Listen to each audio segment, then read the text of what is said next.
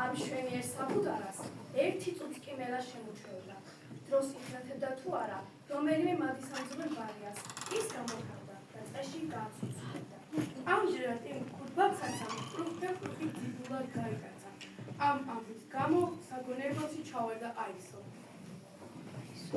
ეს რა დღეში ჩავთვლით, ეს რა დღეში.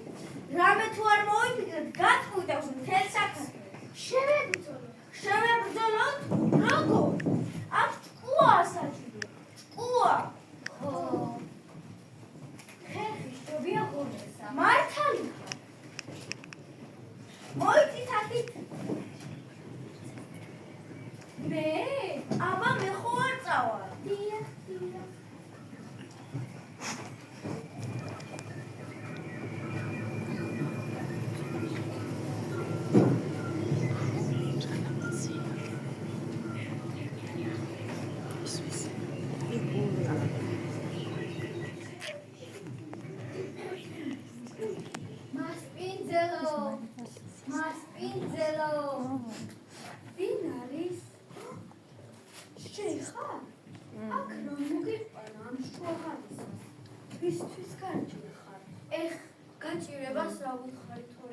ახლა ჭკუა მყოფელი დედალი ქანდარაზე უნდა ქინძრავდეს თავს.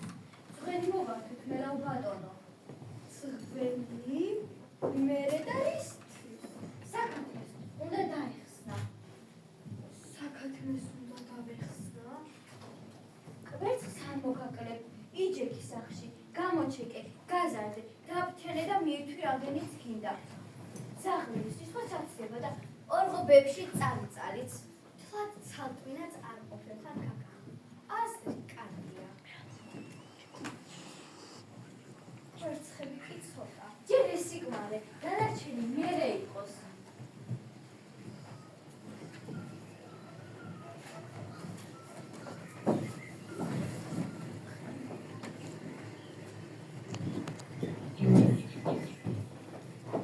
შეთანხმდნენ. მელაკუდამ კვერცხებით გილაჩებუთა. ერთმანეთთან მჭიდროდ მომათავსა და ზედ პროფებით მოიკალათა. რამოდენიმე დღეში შედეგმაც არ დააბრუნა.